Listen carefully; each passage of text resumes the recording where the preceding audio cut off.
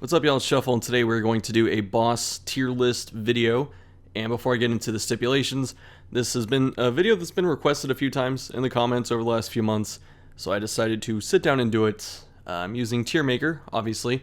I'm going to go through a couple of the, well, whatever's here, right? This is the stuff they gave me, but I'm going to use the base game bosses, the DLC bosses, and a couple of the roaming mini bosses. So if you do not want to get spoiled on all of the bosses and me talking about them, then I understand if you click out of this video. I'll miss you. Otherwise, we will begin shortly. So I'm going to take the bar off the screen, or the censoring, or whatever it is, so that way we can see the lineup of bosses. And for the criteria, I'm going to do a combination of just bosses I enjoy playing against.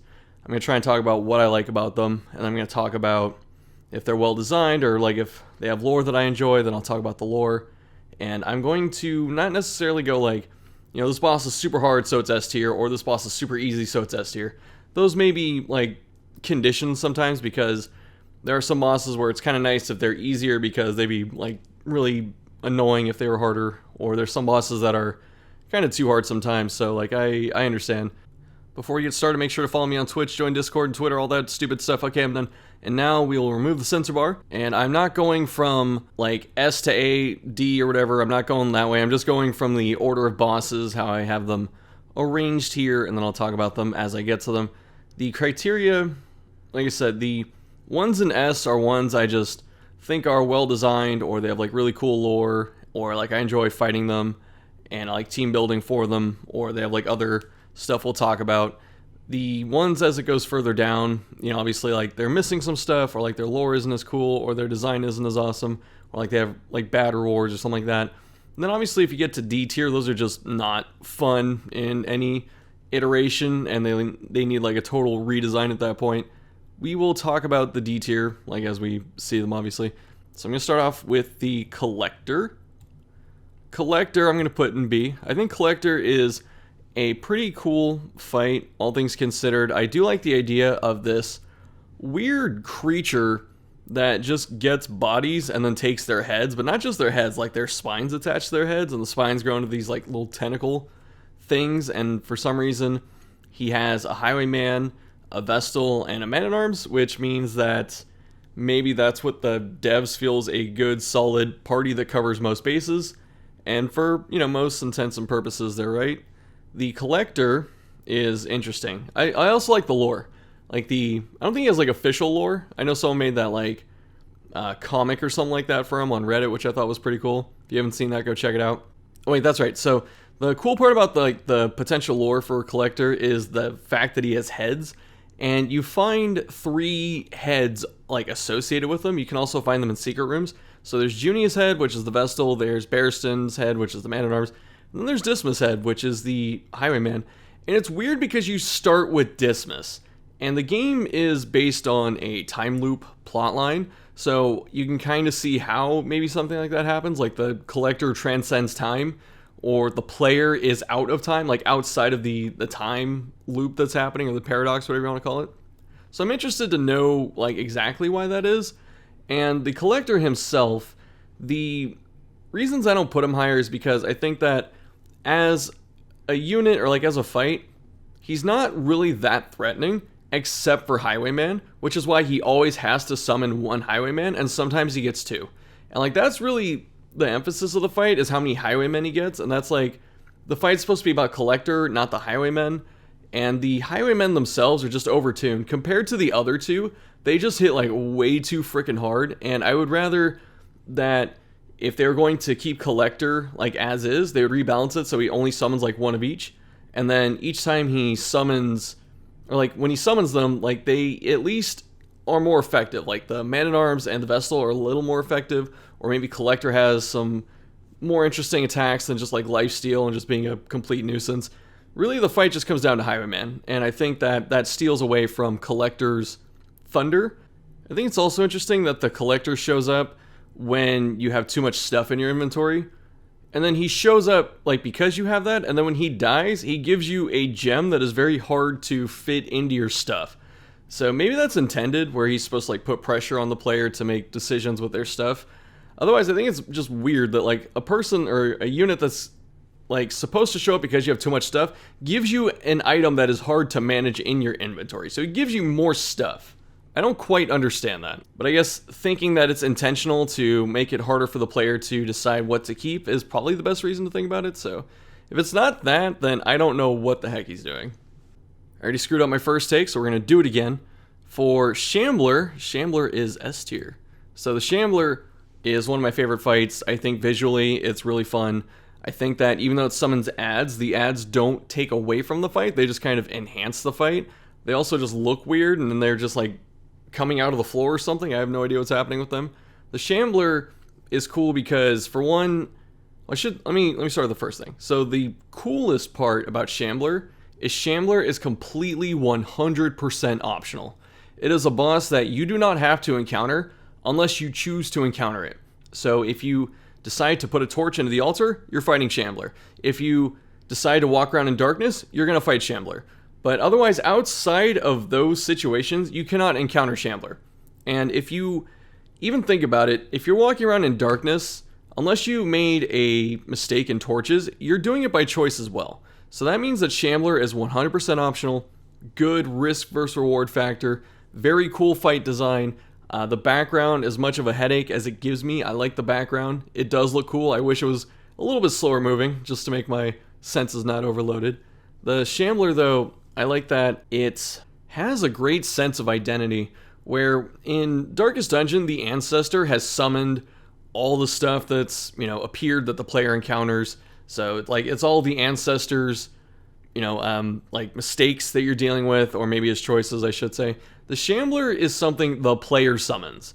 And you can, I guess, argue that if you're in darkness, like, the Ancestor technically summoned it, so just walking around. But I really think it's the player that summons the Shambler each time. I think that's really cool. It's also an iconic Lovecraft type of creature. The Shambler is just an awesomely designed encounter. I don't know how else to go about it. Even when they put a super version of it in Darkest Dungeon 1, so the first endgame mission, it's not as cool as the normal fight. It's actually just not as fun or flavorful for reasons I'll get to in a bit. But otherwise, I love the Shambler. I think it's great. Even new players who have played just for a couple hours have probably ran into this thing because they see the altar and it says, put in a torch or whatever it is and just invite misery. And then they do it and they're like, what the hell is this? And then they just die. Heck yeah, we messed up another take, but we're going to talk about the Shrieker. So the Shrieker is A tier. I like the Shrieker just visually. I think it's a cool enemy. I like its intended purpose. I like that it brings you your stuff back. I think that's great because normally, or I should say before Shrieker, losing your stuff just sucked because it was just gone. And having something to funnel your trinkets back to you is very welcome. The fight itself is awesome for a few reasons.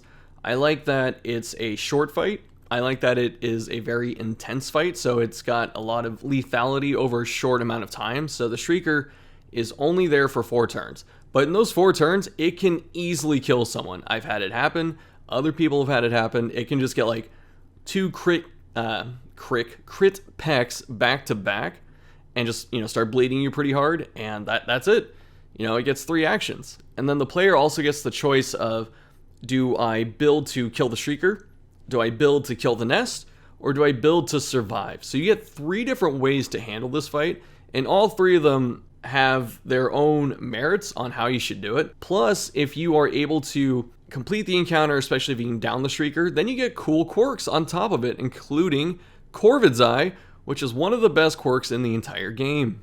I think the Shrieker is super awesome and very deserving of an A tier. I don't think it can go to S just because it doesn't, like, it's a really cool encounter, but it doesn't just have the impact that something like Shambler has.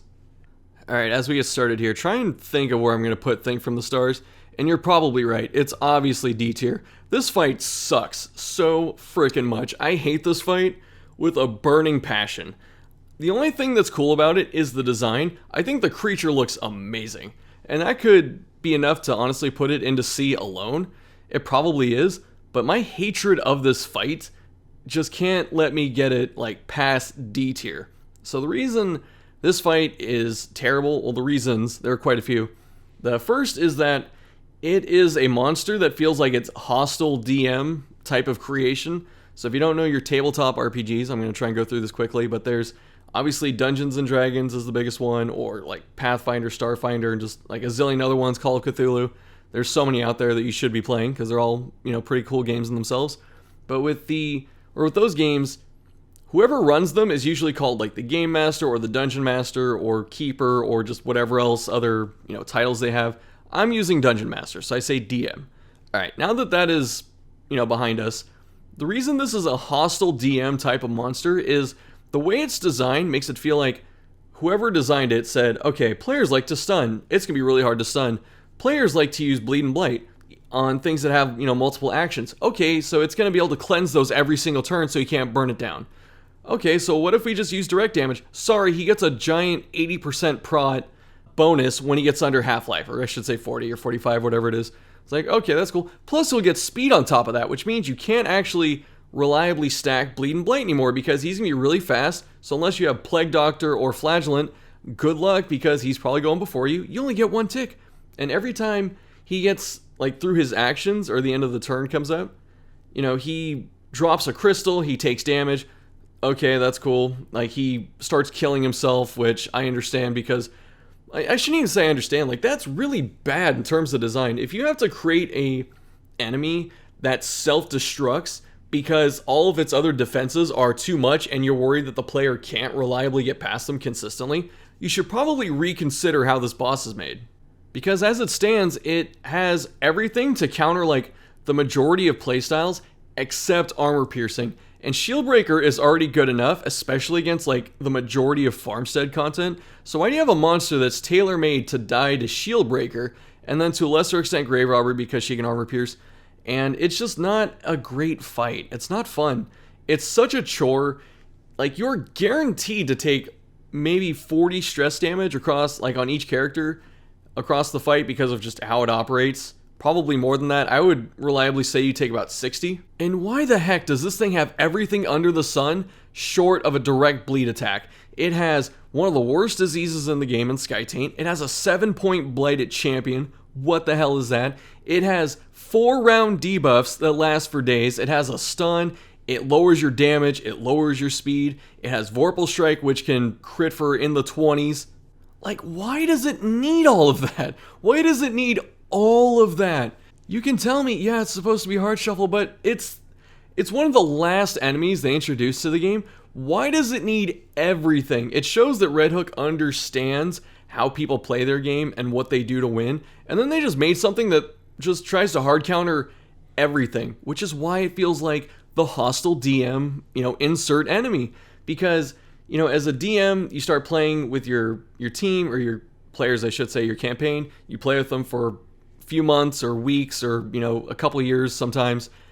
And when you're doing that, you understand what your players are doing, you understand how they built their characters, you understand their tactics. And then when you start designing monsters to explicitly counter everything they do, and you just keep throwing it at them and stuff like that, that starts to be less fun. It's fun in a one or two case scenario where you go, wow, that was wild, that was really hard for us, and it's memorable. But when you can just run into this dude almost every week, depending on how lucky you are, then it just isn't fun anymore.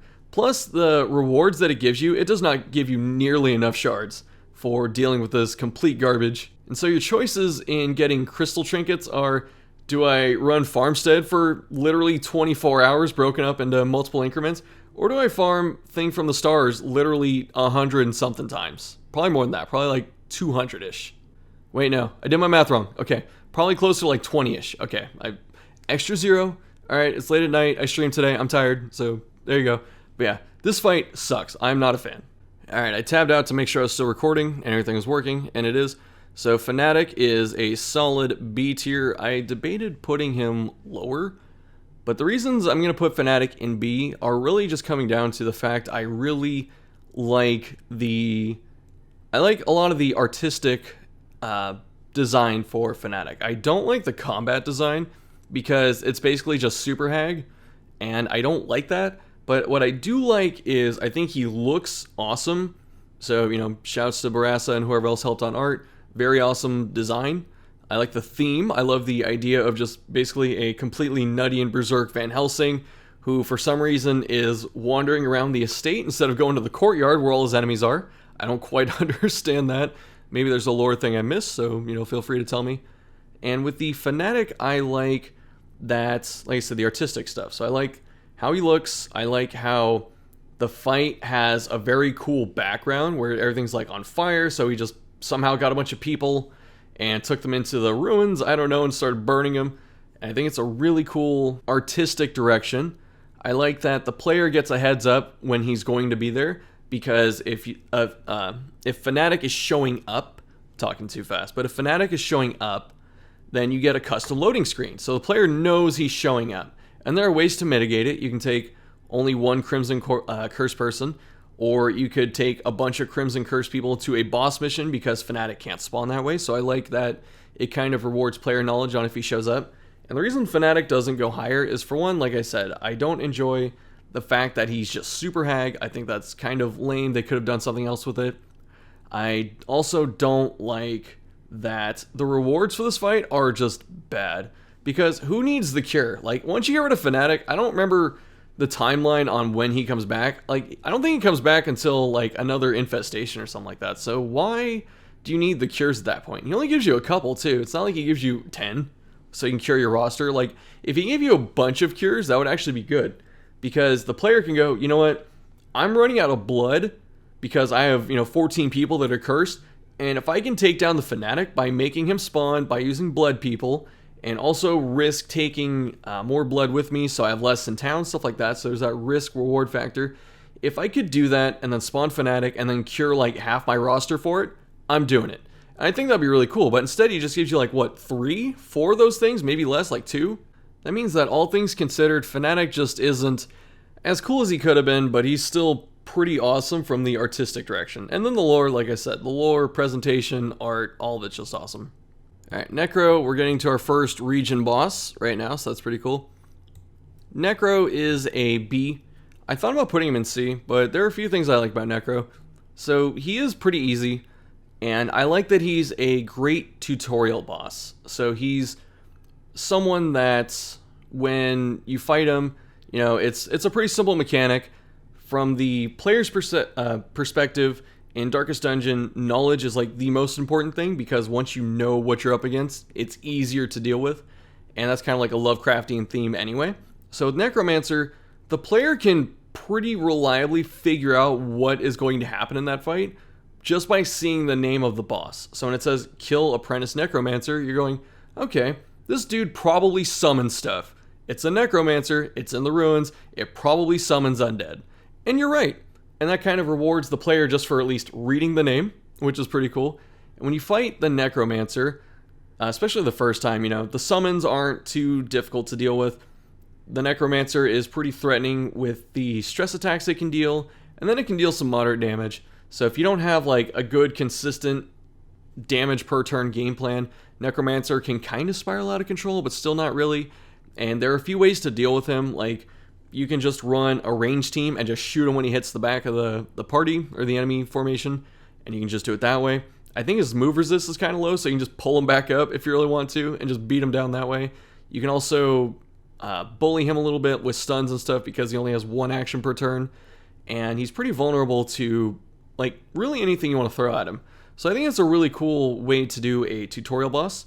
So it's just a threatening encounter. Like, it's threatening enough. The player gets to learn that bosses can be difficult if just like by virtue of their attacks and some of their tactics. And it's good that it's not overly difficult, like, I don't know, freaking Dark Souls 3 like Gundyr as the tutorial boss. That thing was like, I knew someone that stopped playing Dark Souls 3 because they couldn't get past Gundyr at the start of the game, and Red Hook didn't go that way, so I greatly appreciate that.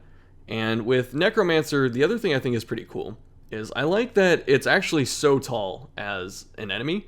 It's kind of weird at first, because you see Necromancer and it's like 7 feet tall, it's like freaking Yao Ming status, and it's kind of weird. But when you think about it, if Necromancer is the size of a Bone Noble, where he's just, like this regular looking dude just summoning other regular skeletons about, Necromancer height, that wouldn't be as terrifying. The fact that Necromancer is like 8 feet tall, 7 feet tall or whatever is kind of weird, but also creepy. It gives this like sense of threat because of the sheer size of the enemy, even though it's only one space on the field.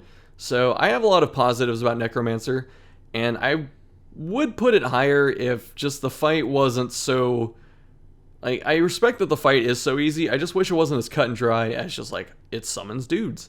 It hits you for some stress damage. It summons dudes. It summons dudes. For Prophet, I didn't know how much I enjoyed this fight, honestly, until I started sitting down and I wrote my notes for this list. I actually think Prophet's an amazing fight. So I'm going to put Prophet at S. The reason I like Prophet at S is because it's a fight where it's kind of risky to take it slow. You can obviously do things like stacking, Intimidate, and Weakening Curse, and then you can kind of neuter the fight that way.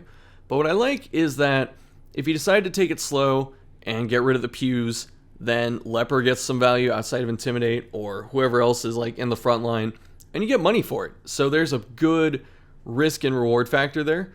I also like that the mechanic until Volf was a really cool mechanic. I think Volf's just not as cool, so obviously Volf's going to be lower.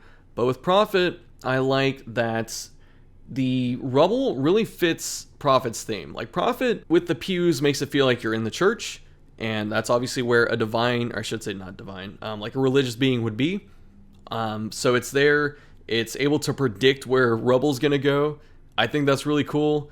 I think his design is fantastic. The lore is one of the best in the game, where for some reason the Ancestor couldn't kill it, and when it saw the Heart of Darkness, it was just so like horrified by it that he ripped his eyes out of their sockets, and he keeps the eyes and juggles them while you're fighting him.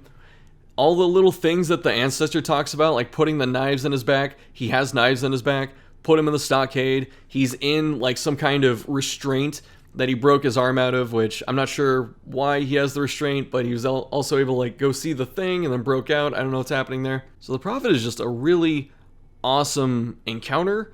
I like the design. I like that you have the optionality as a player of, do I just bring, an Arbalest and just nuke him, or do I try and be greedy and kill or take down some of the pews? Do I take down one pew? Do I take down two? Do I go for three? Like, the third pew has a bunch of HP compared to the first two.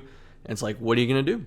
You have options. And I think that's a really cool way to do a fight. I like when there are options on how to reliably tackle encounters. The last time I did Prophets, I did it with a bounty hunter spamming caltrops. So I think it's a fantastic fight all around, and I really enjoy it. Plus, the boss trophy is a very good one to get. The Hag I'm going to put in B. So I'm not a huge fan of the Hag. I think she's cool enough as a boss. I don't like the pot mechanic too much, just because I feel like the damage ramps up a little too fast. And with how fast the damage ramps up, but also how the boss is designed, if you're not playing on Blood Moon, it is way too easy to burn her down. She's not super fast in terms of her like raw speed. She gets 2 actions a turn. She sits in the back. She's pretty squishy, so you can just bleed her out really hard, really quick. So like Iron Swan, Caltrops, finish him, those combos can do a lot of work. Flagellant can just obviously rain down a bunch of damage and still be okay if he goes in the pot and stuff. So like, I just don't enjoy that the boss can be, like, the boss mechanic can be ignored for the most part and just burn her down. You can make that case for a lot of bosses, honestly, but I think with the Hag specifically, though, I think that just ignoring the mechanic at all is almost encouraged, and I don't like that. There's one thing to make the mechanic bait, and then there's another thing to make the mechanic not worth the time. And I think if the first reaction to this boss, or like the first piece of advice people give, is just burn her down and ignore the pot, I think the boss needs to be changed so that the pot actually becomes the focus of the fight, instead of just like, let me ignore this mechanic and just try and win. In terms of design, the Hag looks cool. I can get down with that. But the lore isn't that great as a enemy. It's just like some weird woman the Ancestor met, and she liked to eat every mushroom she found. Like, okay, that's cool. And that's about it. Next up is the Brig and Pounder. This is a D tier fight. This fight is ass. So the reason this fight is bad is because it's a complete slog. It lasts way too long. It's not even remotely threatening. If you have any solid plan of downing the Matchman in time, then this fight's just nothing. Because the cannon basically does nothing. The Matchman does nothing. So you're going 2v4 for the entire encounter, and you're just relying, or the boss is relying on like sword bandits and gunner bandits and the occasional cutthroat or whatever it is on higher difficulties, or what's the big bandit? I can't remember. Anyway, on higher difficulties, it's relying on the big bandit too, and none of those enemies by themselves or even in groups are that threatening. So like, is one giant bandit by itself threatening? Because that's what happens when it summons the giant bandit. You just have the cannon and the match guy. That's not threatening.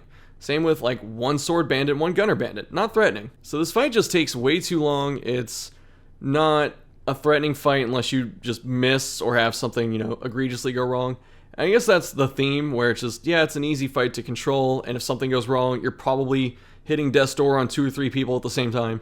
So I guess I understand it from that point, but I think it just goes way too long as an encounter. And it's got prod on top of damage resist, because they have to like nerf shield breaker indirectly, or I guess directly in this case. And it's just not fun.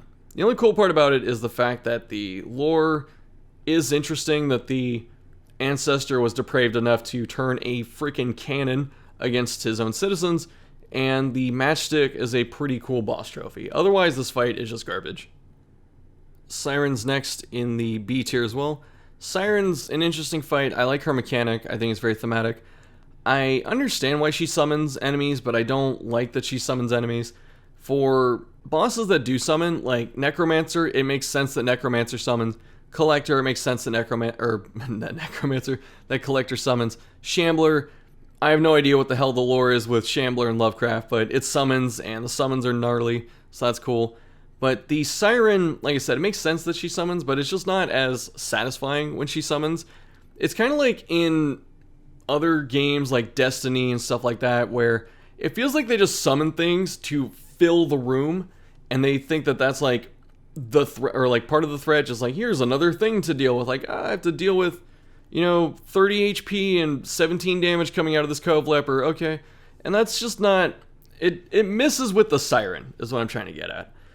And it's a fight about action economy, because Siren can summon people, which helps her, and then she can take one of your units away, and all of a sudden, if she has a summon plus one of your units on her side, then that means the action economy goes from 3 to 4 in her favor, and that's interesting. So she's kind of like the shuffling horror in the fact that she wins through action economy, but it's easy to cheese her mechanic. So the charm mechanic has a 70% chance to land. That's it. It's just a flat 70. It doesn't matter about your debuff resist anymore, even though her trophy still has the debuff resist, which I think is interesting.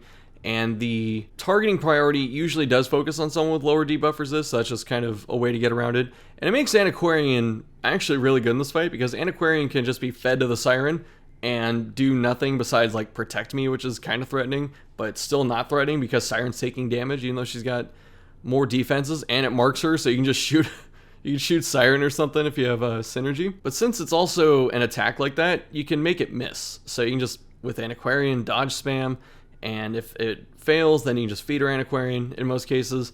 And it's just not a great fight in terms of how it ends up playing out, because if she charms someone each turn, or like each time it's up, then it feels like the way it's intended. But if it misses, then it just feels like this really awkward fight where she's spending one of her 2 actions a turn trying to charm someone, and it just doesn't go her way, so she just sits there and gets beat to death, and it's not a good time. And then the other moves outside of summoning or like taking your people aren't that threatening, so it's a cool enough fight. The lore's nice, the design's really nice. I like how she looks. She's definitely horrifying, so very thematic of a Siren. Next up is the crew. I'm putting the crew in A tier. So I like the crew as a fight. I like the pirate theme. I think that's a really good one. I like the lore behind the crew. It's one of my favorite sets of boss lore in the entire game. And I like that the crew has, even though it has a summon mechanic, it's not as boring as like Siren or Necromancer. Like, it summons a unique enemy that's threatening, and it's part of the entire boss design, so it makes sense in how you're dealing with it. And I didn't think about this until I reviewed a viewer's run for fighting the crew. The crew is cool because it makes the player have to understand their team pretty well, like better than most times they have to really think about their team. Because the important thing in the crew fight is, if you're going to juggle damage, you have to know exactly how much damage your team can put down in one full turn to decide if it's better to just try and burst down the Anchorman or wait and get some more damage in on the crew and then go back to the Anchorman after it loses its buff. So the player has to make some really dynamic choices in this fight. And it's very easy to get lost because this happened to me. I've seen this happen to other people when they fight this boss. It's very easy to get lost in trying to focus fire too much on the Anchorman and giving the Anchorman too much attention. And then you're just wasting 100 or 200 damage literally over the entire fight by focusing too hard on the Anchorman. I think that's pretty cool. With the crew also, the interesting part is if you choose to focus fire the crew, it melts. This boss, for some reason, melts harder than most bosses in the game. I don't know what it is. It's got an okay HP pool, 200-ish on champion. It has 2 actions a turn, so it's very susceptible to damage over time, but it has no protection unless the Anchorman gives it to it, for instance. And that means this boss is adding into that idea that, do I just try and burn down the boss, but then it heals a bunch? Oh crap, I have to hit the Anchorman. Well, the boss heals a little bit more, and then you put in some damage to the Anchorman, and you have to keep juggling back and forth, and it's easy to get lost in what you're doing. But even then, it's still interesting because with all of that in mind, this boss can still melt. You can use an Adder's Kiss. If you get a crit Adder's Kiss, that's 40 damage or something nutty. If you get some good damage over time going, you can stun to slow it down, stuff like that. So it's cool because the boss, if you decide to put damage into it, can just melt right away. And then you're like, oh, I should have just did this from the start. But it's still threatening enough that you can't reliably do that in most cases like you can the Hag. Next up is Swine Prince. So the Swine Prince, I'm going to put at A. And the reason is it should be Wilbur's sprite up here because I didn't think about this until someone mentioned it. They said that Wilbur's the real boss of this fight, and everyone's kind of like, yeah, sure. Wilbur's there and he's threatening, yeah, sure. But then someone said that because you get Wilbur's flag and not the Swine Prince crown or cleaver or something like that, Wilbur really is the boss of this fight.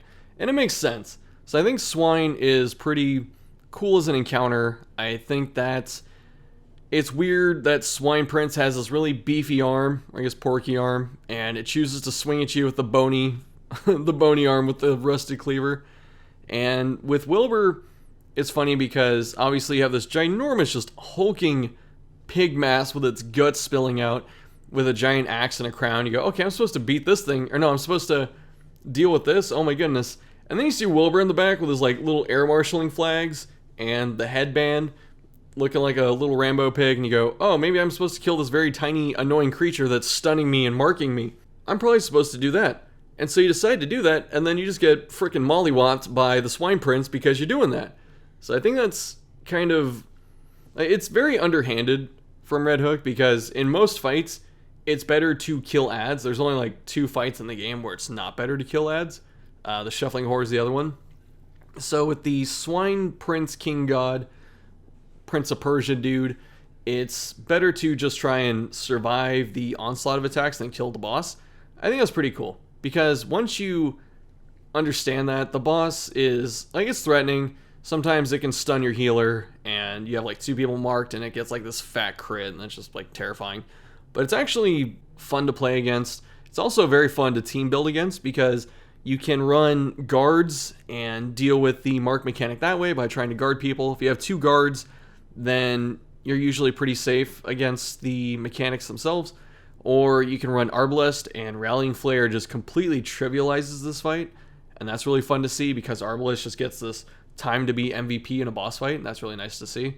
Or you could play it straight up. You can just play it with a normal team and just try and out-heal the damage. There's obviously a lot of potential there. And I like any boss that rewards different ways to team build. You don't have to brute force it. You can use some finesse. You can use guards and play defensive. You can use Rallying Flare. You can just play it straight up. You could use bleed. You could use direct damage. All of it works in this fight. And I think that's really good. I think it's a very well-designed boss. And I think the trophy's good. And I think the lore is cool. The design is cool. If it was a little bit better, I don't know how I would say it would be better. It's just this weird creature he summoned. Does that explain Wilbur? I don't know. What does Wilbur's tie into this thing? I have no idea. But I think it's a solid A pick, so I'm gonna move on. It's probably no surprise where my favorite boss in the game is going. Enjoy your butt, serpents. I really love the Flesh as a boss. The reasons I love the Flesh is I think that the variance is, for as much as I hate variance in games, which is weird that I like Darkest Dungeon so much, but I hate variance.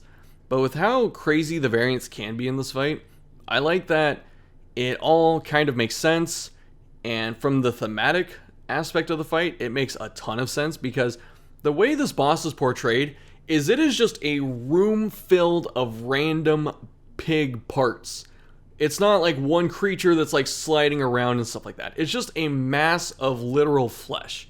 And I think that the variance in it, how it keeps shape changing and stuff, I think it's so cool, because that is like one of the smartest things I have ever seen in game design, and how you realize an idea to game mechanics. And I cannot praise it enough with how much I love it. Like, yeah, the moves are pretty cut and dry, right? There's a bleed attack, a blight attack, a stun, and a heal, and they all hit like certain ranks. Some of them have protection, like they can spawn in different spots. Like, I understand that. But just the way it all comes together, and the fact that it changes every single turn, it gives it this really chaotic nature when you're fighting it. And I just love dealing with this fight. I love, like, every turn that pops up, it's like, how many hearts did I get? Oh crap, there's 2 butts. I'm probably losing my Vestal here if I get like some, nutty crit that's about to happen. Which I think the last time I fought it, it opened, when I fought the champion Flesh on stream, it opened with a butt that got like a double crit for 27 or something like that. And I was like, oh, that's cool. And this fight is just really fun to do. Also, it comes with one of the best boss trophies in the game. The Flesh's Heart is really good. And it's a good capstone to the Warrens, which most people think are either the hardest area or one of the hardest areas in terms of like the 4 base regions. I'm not including Courtyard, because Courtyard's, its own bag. And I cannot say enough positive stuff about the Flesh. I love this boss. It also rewards a diverse amount of strategies. Like, cleaves or damage over time are just completely strong against it. Like, no joke. And it's interesting that cleaves are considered not that good in this game. They have their uses, they can be built around to succeed and stuff like that. But for the most part, cleaves just aren't strong attacks inherently. This is the one fight where cleaves become MVP.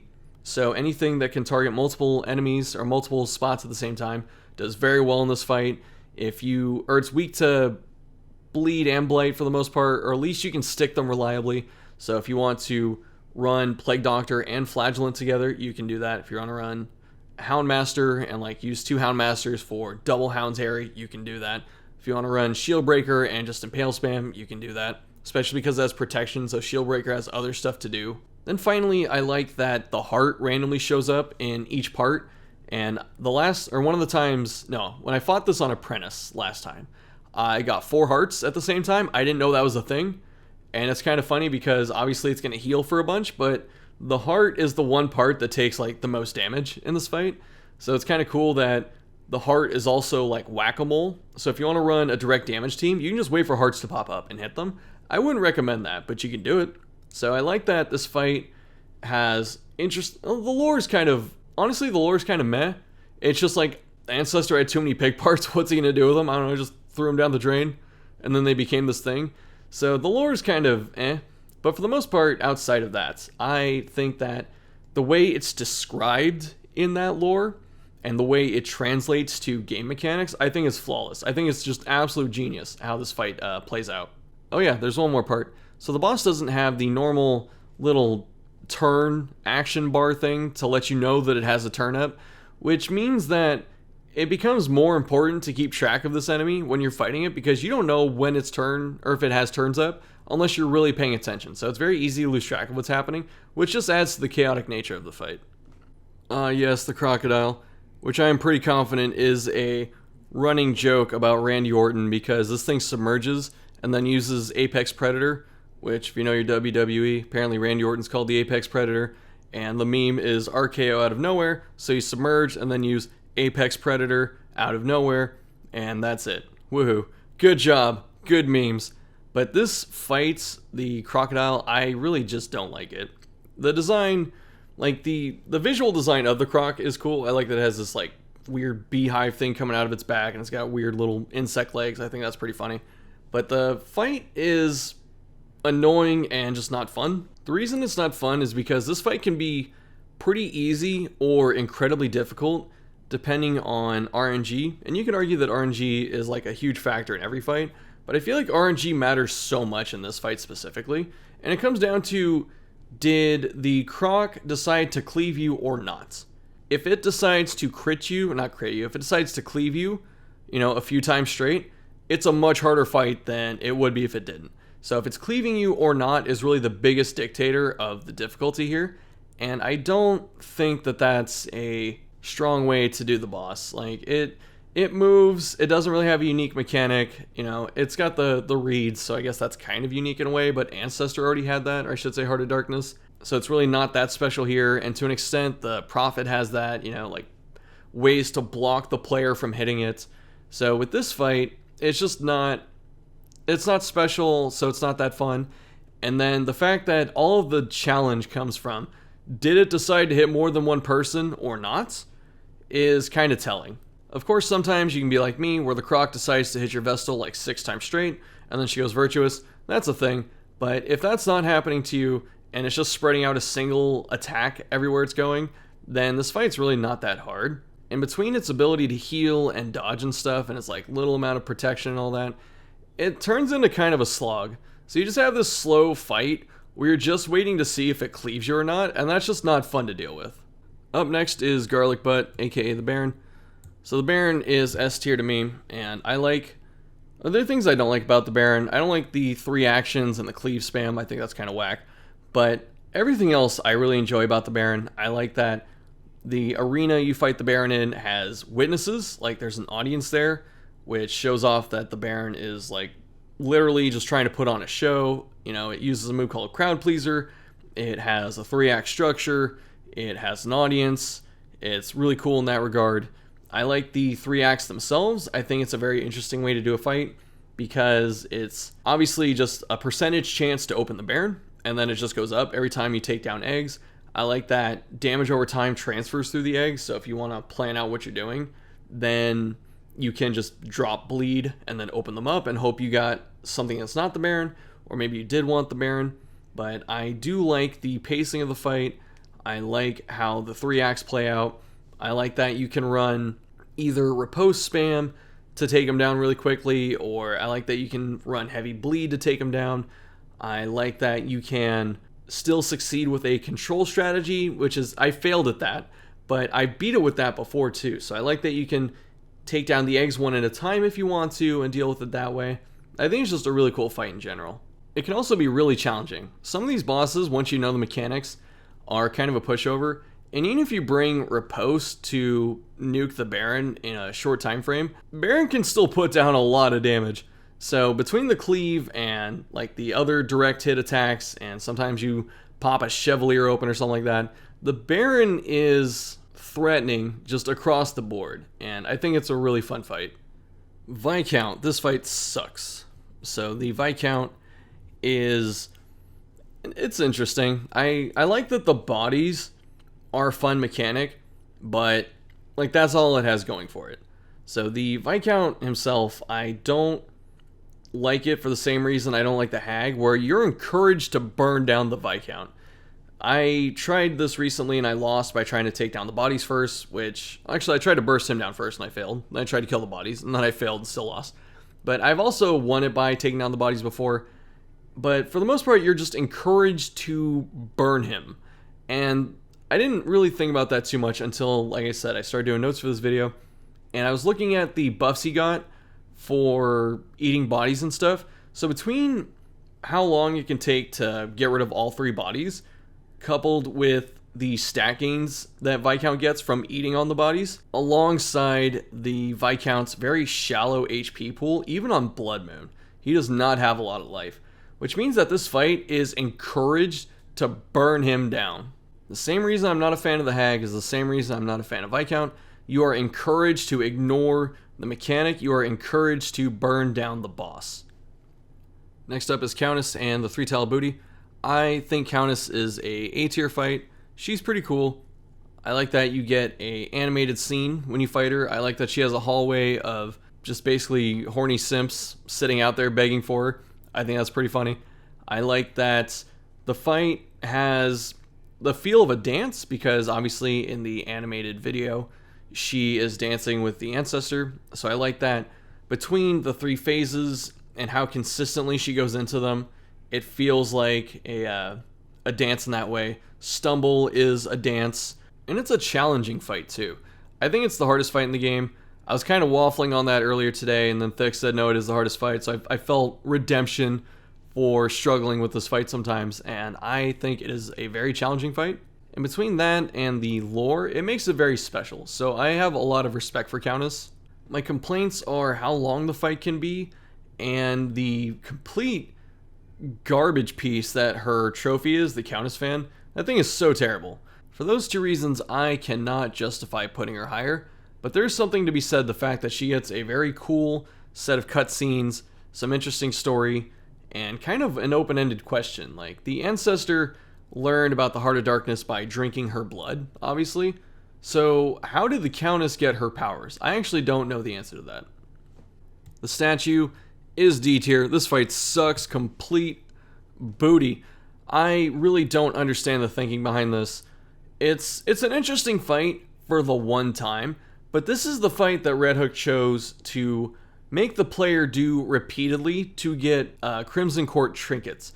Why make the fight that you have to grind to get trinkets a fight that is not mechanically challenging? Like, once you understand you can't kill the shield or whatever and just leave the guardian open, like, once you understand you can't do that, the fight is very easy. It's just about not dying to the shield, which is easy enough to do. So, like, when you're doing that, why do they have a boss that has a ton of protection? So you get like the Stonemaker's tools or whatever, or Sculptor's tools, and those still don't do enough damage alongside the protection unless you give it to Shieldbreaker. So again, Shieldbreaker just doing absolute work in this fight, especially with Puncture. Puncture does so well here. Overall, I just don't like it. It's such a slog of a fight. It's a fight you have to do repeatedly to get all the trinkets, and it's a fight that takes forever because the entire encounter has so much HP. It has protection, so you can only do a lot of damage with Shieldbreaker if you take her, or Grave Robber. You can't use any Bleed or Blight, and you can only hit the boss every other turn if you're not puncturing and stuff like that. It's horrible. It's such a horrible fight.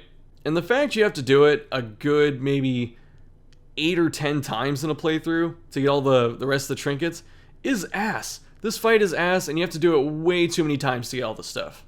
I had Wolf in B, but I'm honestly putting him in C. I do not like this fight. So the reason I don't like this fight is it just kind of feels like it's plagiarizing other bosses.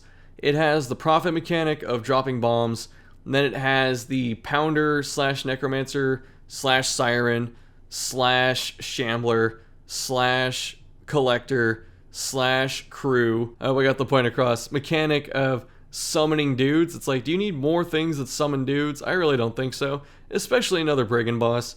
I guess it makes sense in the fact that the brigands are supposed to just be a bunch of people, so you keep summoning, or like they have, numbers, and you keep summoning them, so I guess it makes sense in that way. Otherwise, I really just don't like this fight. I think the thing I hate most is the bomb barrel. It's a thing that you're supposed to destroy, like each turn or every other turn, because obviously it's going to be a bunch of big damage, but like the Hag and other fights, it's like Wolf is a fight where you need to ignore that mechanic. The best way to deal with this fight is to just use Man-at-Arms and tank the bombs. There is some interesting overlap because in Man-at-Arms origin comic, he's dealing with a war and explosions and stuff, so having him do something like block against bombs, I don't know if that's like PTSD inducing, but there's that. Otherwise, this fight, it just summons dudes, it drops bombs, it's not that fun, and if you want to get rid of the bombs, you have to blow up the barrel. But there's no reward for blowing up the barrel besides getting rid of the bomb for like that turn, because he just resummons the barrel. The barrel for some reason has riposte. I guess that's because you're hitting an explosive box of stuff or barrel of stuff. So they either have to make the barrel weaker if it's going to riposte, or just not come back and give it like more HP. Because that'd be more interesting. What if the barrel had like 50 or 60 HP, and once you got rid of it, it didn't come back? That'd be kind of interesting because the fight would change. The player could decide to do 200 damage to Wolf, or do 60 damage to the barrel and then do 200 damage to Wolf while he's summoning level 6 bandits. As I look at the Countess, I think that Swine Prince is trying to touch her booty, but I'm going to put the Miller in A as well.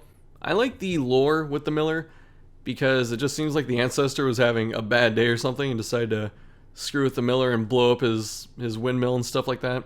I like that Mildred is in the farmstead and she gives you an item to deal with the Miller. I think that's pretty cool. I think that the interaction between the locket and the reaping and stuff, I like that quite a bit. And I think also he gets a different move, right? Like something beloved, because you have the locket.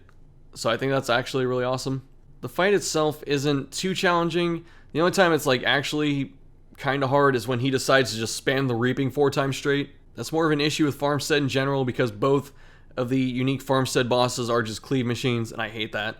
So because of that, I can't put the Miller in S, but I think the Miller is tuned pretty well enough overall. Like, it's challenging enough, but it's not like oppressively difficult.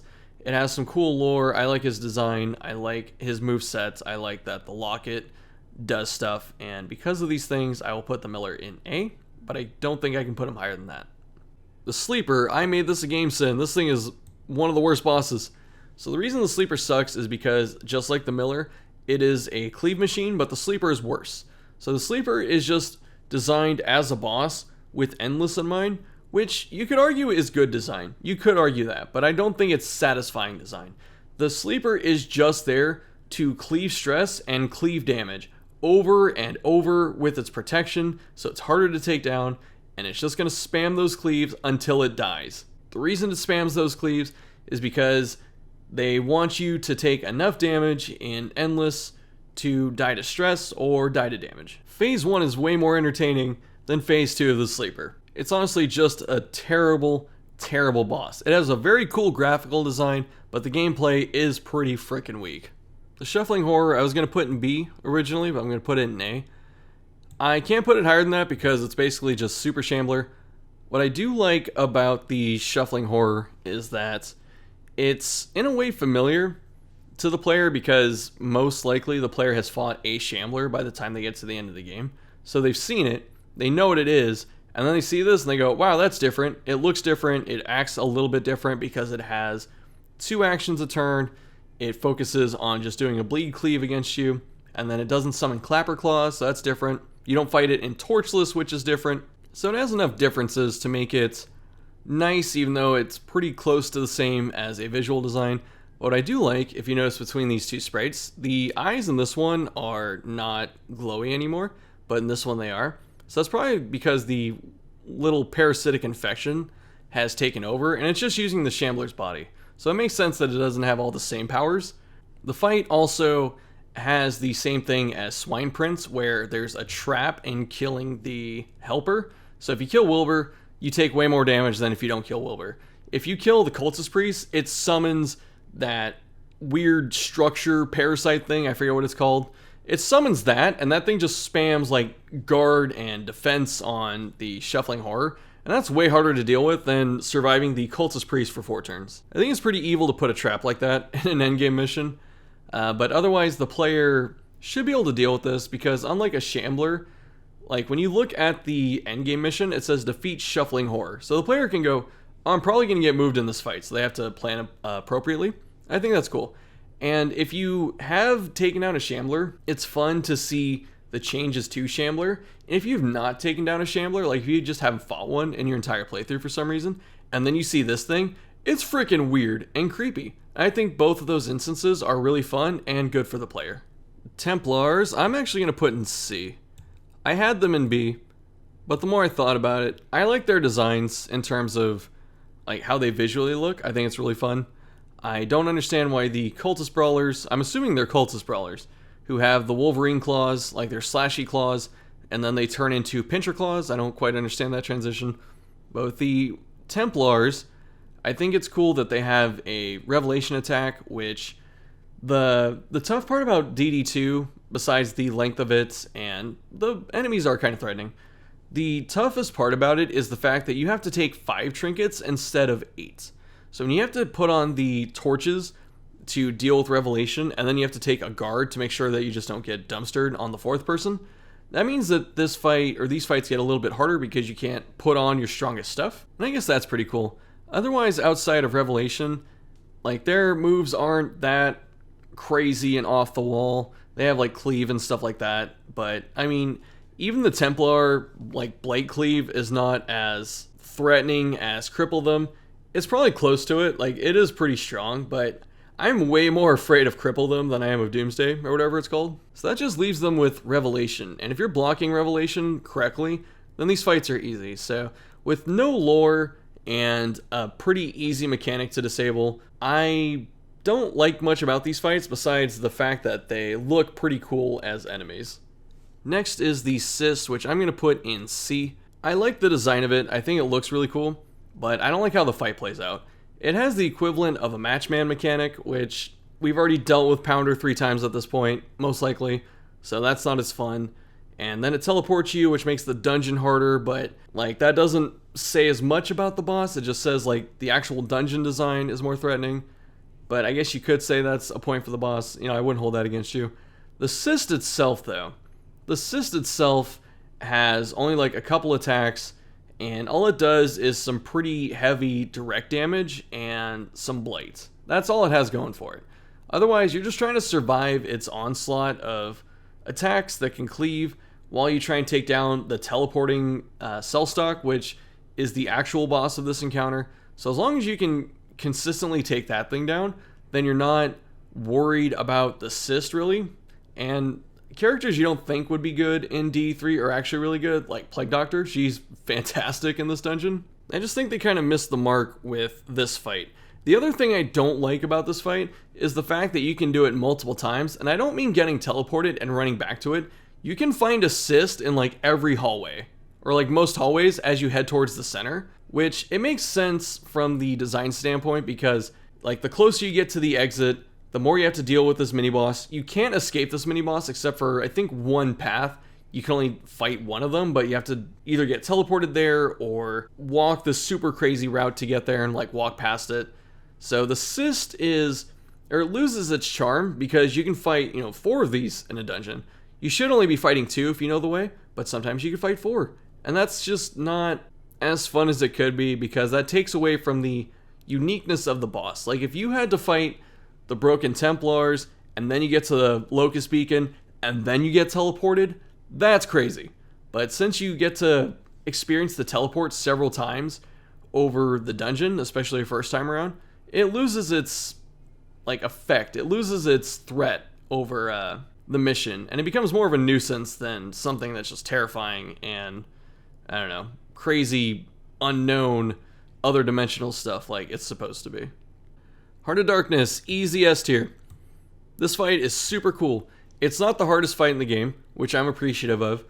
It's a really fun fight. You get to fight the Ancestor, so the person that's been yapping in your ear for 60 hours at this point is the one you get to fight.